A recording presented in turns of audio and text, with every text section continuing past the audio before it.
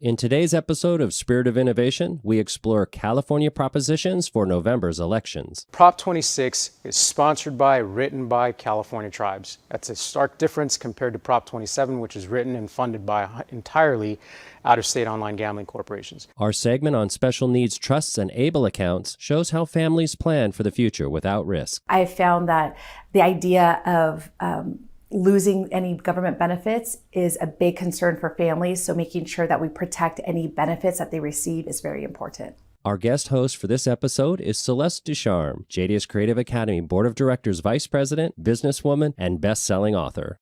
Celeste currently serves as Vice President, Self-Storage Division at Ranch RV and Self-Storage. She's also co-authored the #1 international bestseller, Turn Possibilities into Realities, and her newest book, The Journey is Yours to Take, Choose to Move Through Frazzled to Fabulous. And you'll soon see her in the documentary, Beyond the Game. Stay with us as Celeste and the Spirit of Innovation team bring you the need to know, did you know, and good to know, along with local community news and information.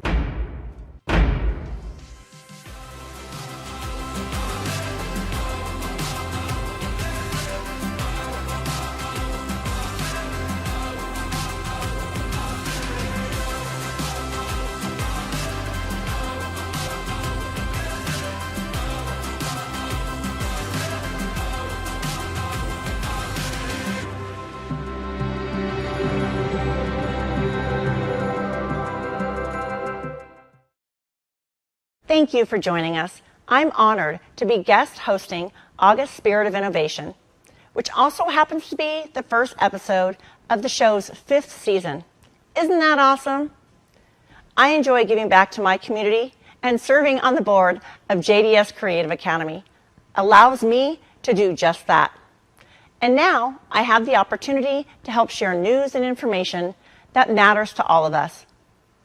Elections are coming up in November, which will be here before you know it. Californians are faced with an array of propositions every election cycle, many of which can be confusing and sometimes require research to fully understand. Have you wondered why Californians are asked to vote on these complex issues? In today's Did You Know? We have the answer. California propositions have been on our ballot since the beginning of the 20th century. They're a part of an innovative process that's been described as the most powerful in the world. The proposition system was established by Hiram Johnson, who ran for California governor in 1910 on a platform based on opposition to special interests. He won, and in a special election held on October 10th, 1911, California became the 10th state to adopt a ballot initiative process. Johnson didn't want the state legislators to have the ability to change the past referendums, even if they were just simple improvements. So he made sure that any changes would need to go back through the process for a vote by the people.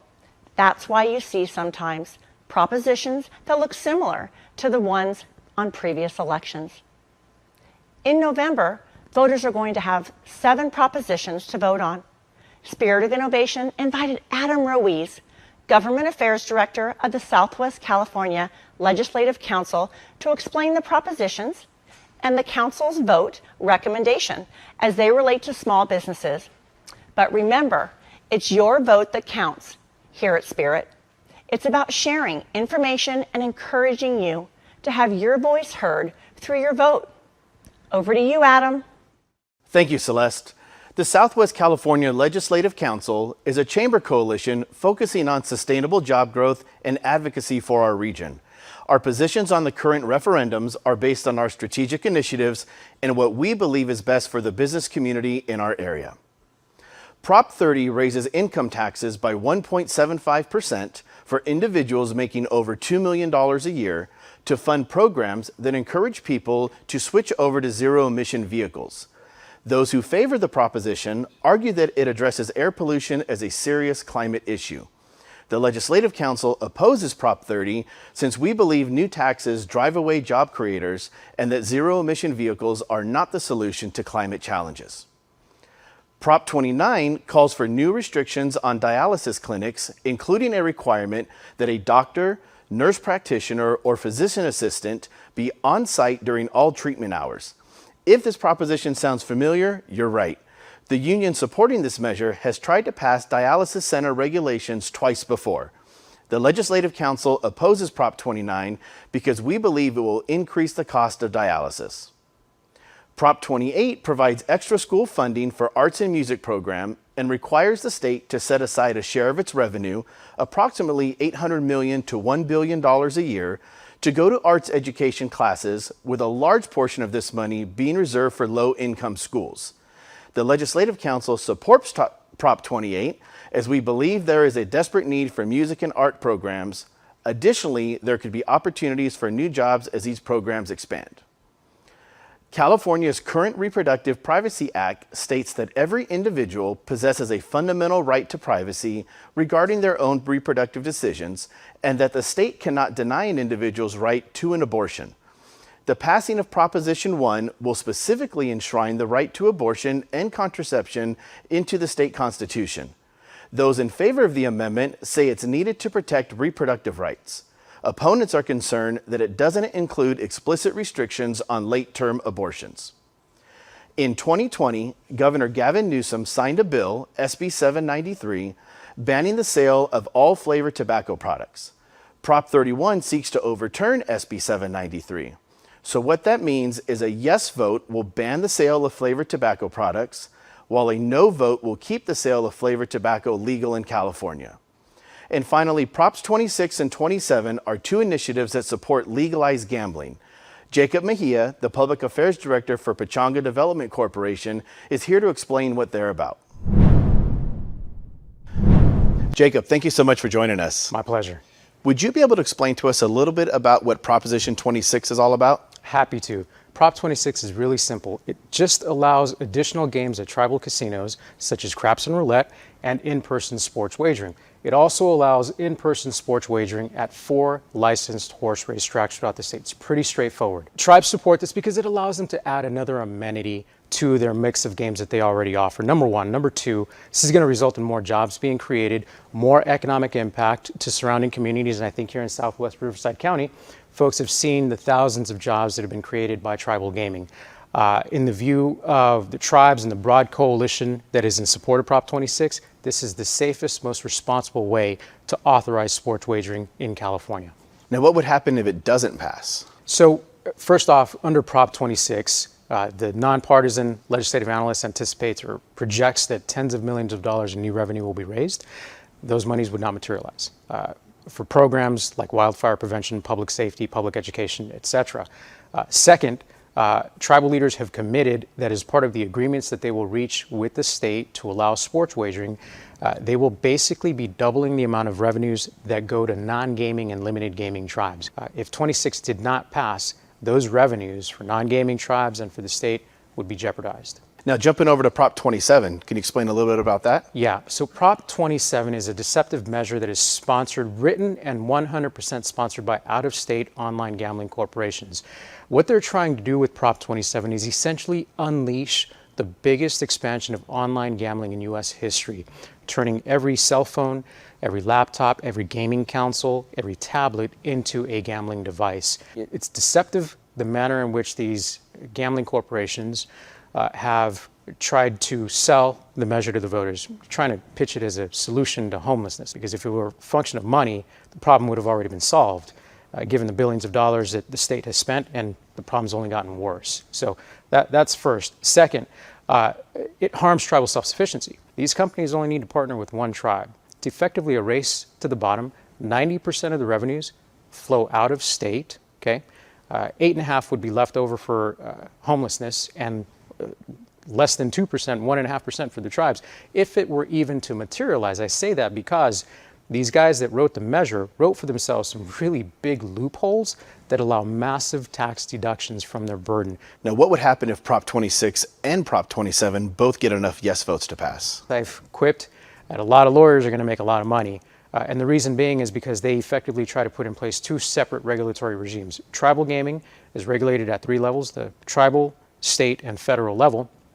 And they're trying to marry up an existing regulatory framework with this new regulatory framework for online gaming effectively. And so we just think that they are in conflict and inevitably will ensue in lawsuits. You've broken it down very simple for us. I appreciate you taking the time to come in and explain a little bit more about Prop 26 and Prop 27. Thanks for having me. Appreciate it.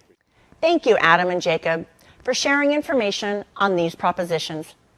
These are our guests' personal views and not the opinions of Spirit of Innovation. Remember, it's your vote that counts. California propositions are complex, and we invite you to dig deeper and learn more about these issues. Head to our website where we'll provide helpful links to get you on your way. Those with disabilities and their caregivers are often concerned about ensuring a financially secure future. Fortunately, there are special saving programs in place to help. Spirit of Innovation takes a look at two of these programs and how they can help set up those we care about for success. Many parents and caregivers of those with disabilities want to save for the future, but don't know the best way to go about it. I found that the idea of losing any government benefits is a big concern for families, so making sure that we protect any benefits that they receive is very important. A special needs trust is a powerful tool that helps alleviate those concerns. And it's designed to protect those with special needs who are receiving government benefits, whether it be SSI or Medi-Cal, to preserve those benefits while also receiving an inheritance. A lot of times with those benefits, if you have too much in assets, you don't receive those benefits anymore. Well, this is one way to have your cake and eat it too. You can have those benefits as well as receive an inheritance. If it's held within the special needs trust, it protects both. Trusts can also be set up when a person with special needs has a large amount of their own assets. We see this happen a lot of times when there's been an injury, maybe a car accident, and now they're going to receive proceeds from that car accident. A few very important things to know when setting up a special needs trust is, one, make sure you select the right trustee. The trustee's really responsible for protecting the money, protecting the trust, and distributing assets to someone with special needs without jeopardizing any government benefits they're receiving. Another thing to make sure we plan for is what are the needs of that special needs beneficiary going to be in the future? Housing needs, clothing needs, food needs, care needs, making sure we have a plan for that so that we can essentially have someone who can create a budget and stick within that budget to make sure they have what they need for their lifetime. Alternatively, special savings and investing accounts, called ABLE accounts, do not require a trustee to administer funds. ABLE accounts were made possible as a result of the passage of the Achieving a Better Life Experience Act, otherwise known as the ABLE Act, in 2014. And what's special about them is that by saving and investing in these ABLE accounts, the individual who is disabled is not putting valuable public benefits at risk as a result of having these savings in their name. There are a number of individuals who can contribute to the account and help it to grow in value. These include the account owner, beneficiary, that's the individual for whom the account has been established. Also, friends of that individual, family members, and even employers. Money in ABLE accounts is not taxed as long as it's used for disability-related expenses. So this could be housing and basic living expenses, it could be education, it could be transportation to appointments, or a modified vehicle. It could also be personal support services, things like assistive technology, and even fees and expenses to help the individual with financial planning or other professional services. What's slightly different about an ABLE account as compared to a special needs trust account is that a maximum of $16,000 a year can be contributed to an ABLE account. Special needs trust accounts, however, can have much higher balances. So for that reason, it's good to compare and contrast both and to consider perhaps having both in place to complement each other. Whether it's a special needs trust, an ABLE account, or another savings program, it's important to research what's best for each individual situation. I don't think that people with special needs or their caregivers necessarily know all of the financial programs that are available to them. It really takes an advisor, someone who can give advice and guide in the right direction of what needs to be done to really help the special needs person, their family, their caregivers to understand what is available and help them make the right decisions. You can find out more about these financial savings programs on our website. Now it's time for our Good to Know, where we talk about community events, heartwarming news, and general good to know topics and information. Here are JDS Creative Academy intern Aaron Perris and SOI crew member Tyler Perrone to get us started. Thank you, Celeste. If you want to help out in the community, there are some great volunteer opportunities all over Riverside County. Court-appointed special advocates, otherwise known as CASA, is looking for volunteers to help foster children through a confusing and often scary time. With just 10 to 15 hours a month, you can make a real difference in their lives. Service dogs are trained and raised at an early age to hone their skills. But did you know that volunteers can train these little pups? That's right. Canine Support Teams is looking for volunteers to train and raise them to become future service dogs. It will require a lot of commitment, labor, resources, and love. Salis Hospice is looking for individuals who love sewing and want to share their talent by sewing pillows to help families heal after losing a loved one. Salis Hospice will provide materials and the background of the person they lost so that a one-of-a-kind pillow can be made. Your creation may help bring a family joy and ease the pain of the loss. COVID-19 has caused many hardships for people around Riverside County. If you or a family member needs help paying utility bills, contact Community Action Partnership, who is there to help. Labor Day is Monday, September 5th. This annual holiday celebrates the achievements of American workers and was established in 1882 when labor activists pushed for a federal holiday to recognize worker contributions. Nowadays, there are many ways to celebrate in the community. Kick off Labor Day weekend with the Inland Empire Pride Festival in downtown Riverside on Sunday, September 4th from 10 a.m. to 10 p.m. Then on Monday, head over to the Norco Labor Day Parade starting on 6th Street at 10 a.m. Maybe you need a getaway. Plan a camping trip for Labor Day weekend at Temecula's Vail Lake, where you can cool in the pool, hike an all-new trail, and barbecue all day. Women are back to business at this year's Temecula Valley Chamber of Commerce Women in Business Expo and Conference, held at Pechanga Resort Casino on September 8th. This yearly event brings the region together in support of women in business. Our executive producer Diane Strand is co-emceeing and introducing a great lineup of speakers. Join in, tickets are still available. The Railroad Swap Meet chugs along in the Southern California Railway Museum in Perris on September 10th. Not only will you be able to browse what people have to offer, but you can also learn about the history of railroads in Southern California. If your kids love trains, this event is a perfect fit. El Grito gatherings celebrate Mexico's battle for independence. You can join in at the Moreno Valley Civic Center on September 15th. One of Temecula's most popular events, the Temecula Art and Street Painting Festival, arrives once again in Old Town September 16th and 17th. The event features many different vendors and activities such as chalk murals, Cartoon Palooza, Temecula's own mini-con, and an art and cosplay contest. Be sure to check it out. If you enjoy live mariachi, then head down to Marno O'Brien Park in Wildomar for a mariachi night on September 18th. No reservation is needed. Just head into the park and look for people having a good time. While you're out and about, be aware of upcoming freeway closures and slowdowns on the I-15 between Winchester Road and the I-15 to 215 split. In September, road crews will be moving Edison lines and completely closing the I-15 freeway as they prepare for Phase 2 of the French Valley project.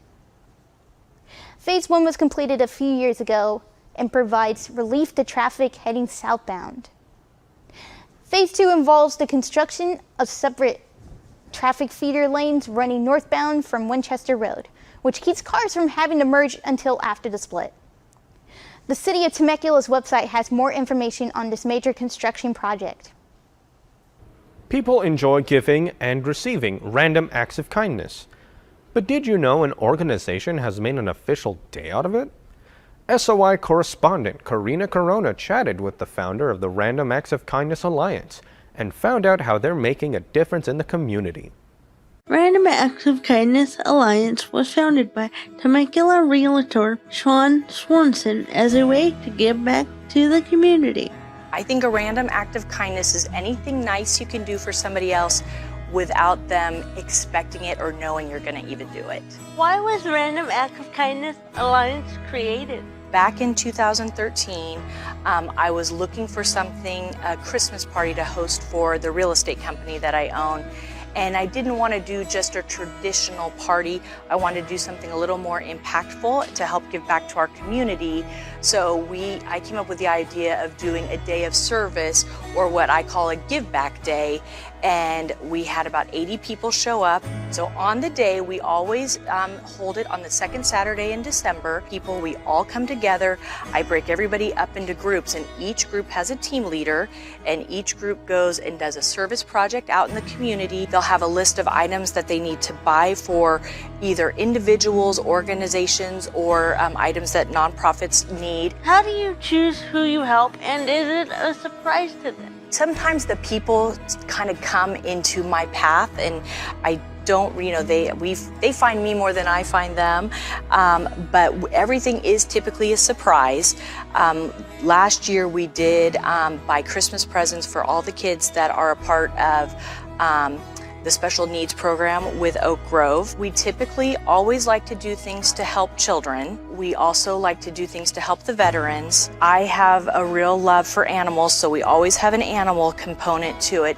So this year for our 10th one on December 10th, 2022, we haven't narrowed down exactly who we're gonna pick, but it will always be some kind of charity that has to do with children, because we do believe in mentoring children and taking care of kids. Random Acts of Kindness Day has inspired Sean to help others all year long. Anytime there is a group in need or an individual in need, they may have heard about us and they'll reach out to us for individual needs, or we may see something that's out in the community. How can people become a part of Random Acts of Kindness Day? All you have to do is go to Eventbrite. Our event is public. All you have to do is sign up, and you come and join us on that day. Thank you, Sean, for your time and sharing your story about Random Acts of Kindness Alliance. You're so welcome. I'm so glad I got to introduce it to you, and maybe this year you can join us. Thank you, Karina. If you want to get involved with this year's Random Acts of Kindness Day, we have their Eventbrite link on our website. Michelle's Place Cancer Resource Center gives so much to the cancer community, providing hope, free resources, and much more. Inspired by their work, JDS Creative Academy wanted to give back through the gift of creativity. The founders of JDS Creative Academy believe that the arts make a difference, which is why Art in a Box was created, to provide Michelle's Place the essential materials and supplies needed for their free creative workshops. These workshops offer a therapeutic outlet for cancer patients to express themselves artistically.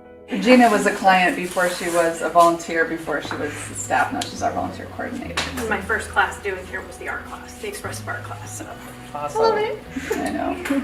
Rather than just donate art supplies, the creative minds at JDS came together to create a unique artistic experience for workshop students. With 8 weeks of curriculum, students have the opportunity to work on a variety of projects, all of which were designed to induce a feeling of peace and calm.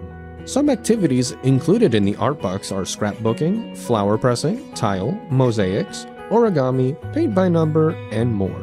The kit includes manuals for instructors to use, as well as student manuals to help in the creation of the projects. In addition to the physical manuals, instructors and students can go online for visual demonstrations. That's a beautiful gift, because we wanted to do it.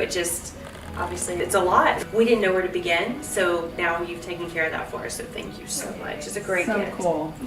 Lessons can be reused as many times as needed, making Art in a Box a gift that keeps on giving.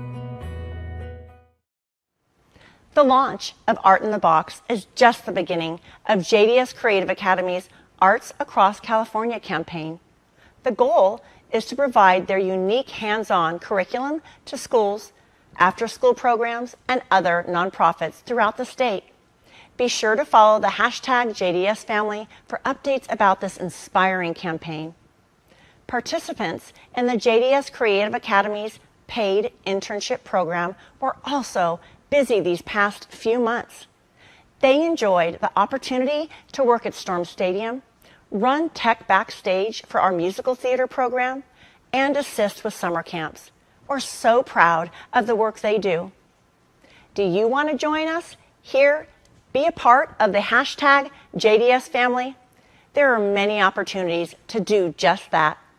Check out our upcoming visual, performing, and digital arts classes.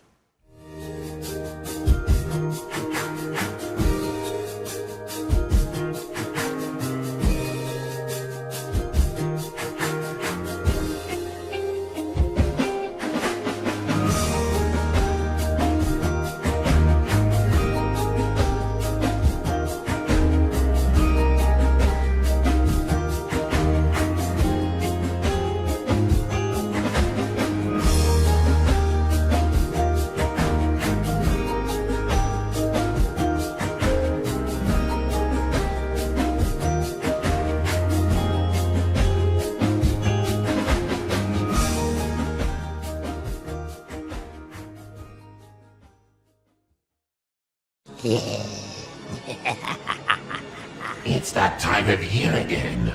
We are back and scarier than ever. Oh. Do you want to be part of the haunt? Do you want to make sets, props, and special effects makeup? How about design, build, and terrorize for our annual Haunted Studio and fundraiser? Enroll now to our Haunted Studio class, starting September 28th.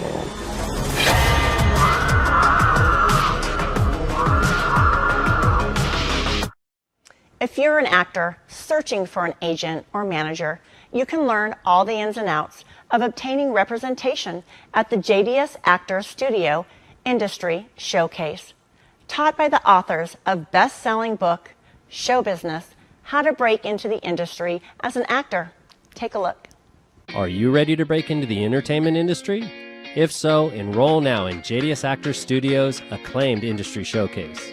I'm Master Acting Coach Scott Strand, and with my partner, Executive Producer Diane Strand, we will teach you the ins and outs of the entertainment industry based on our best-selling book, Show Business, Breaking into the Industry as an Actor. JDS Actors Studio Industry Showcase begins September 7th. Enroll now.